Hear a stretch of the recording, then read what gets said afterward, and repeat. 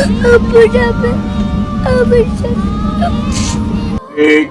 রিজিক, তুমি কাকে বেশি ভালোবাসো? তুমি কার্পেটে হইছো?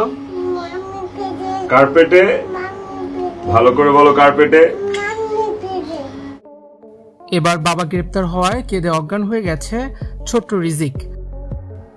বাবাকে ফেরত চায় রিজিক। বাবা, তুমি কবে আসবে? তোমাকে ছাড়া আমি থাকতে পারবো না। 4 বছরের ছোট্ট শিশু রিজিকের এই অবুঝ আকুতি এখন চারপাশের বাতাসকে ভারী করে তুলেছে। অভিনেতা জাহির আলভির গ্রেপ্তারের পর থেকেই কান্নায় ভেঙে পড়েছে তার একমাত্র ছেলে রিজিক।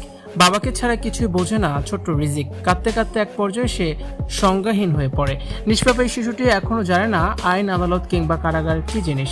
সে বোঝে না তার বাবাকে কেন 4 দেয়ালের ভেতরে আটকে রাখা হয়েছে, কিংবা তার বাবার অপরাধী বা কি ছিল। রিজিক শুধুই বোঝে তার জীবনের পুরোটা জুড়ে রয়েছে তার বাবা আলভি। পারিবারিক সূত্রে জানা যায়, মায়ের মৃত্যুর পর রিজিক এতটা ভেঙে পড়েনি যতটা কষ্ট সে এখন তার বাবার দূরত্বের কারণে পাচ্ছে। বাবা গ্রেপ্তার হওয়ায় রিজিক যেন পুরোপুরি ভেঙে পড়েছে। রিজিকের পুরো পৃথিবীটাই ছিল তার বাবাকে কেন্দ্র করে।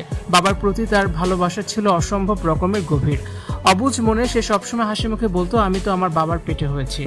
বাবার সাথে এই আত্মিক টানি এখন তাকে প্রতিনিয়তই কষ্ট দিচ্ছে।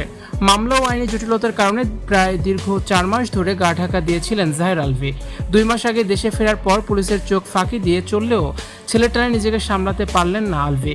লুকিয়ে লুকিয়ে হলেও দেখা করতে যেতেন একমাত্র কলেজের টুকরো রিজিকের সাথে। বাবার সাথে কাটানো সেই লুকোচুরি মুহূর্তগুলো এখন রিজিকের একমাত্র স্মৃতি। আজ আদালতে জাহির আলভির আত্মসমর্পণের পর বিজ্ঞ আদালত তাকে কারাগারে পাঠানোর নির্দেশ দিয়েছে।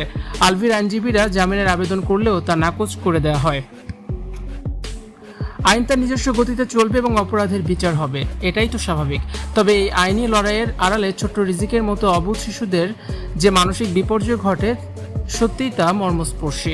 সামাজিক যোগাযোগ মাধ্যমেও আলভির গ্রেপ্তারের পর তার শিশু সন্তানের অবস্থা নিয়ে অনেকেই সহমর্মিতা প্রকাশ করছেন, আবার অনেকেই আলভি গ্রেপ্তার হওয়ায় স্বস্তি প্রকাশ করেছেন।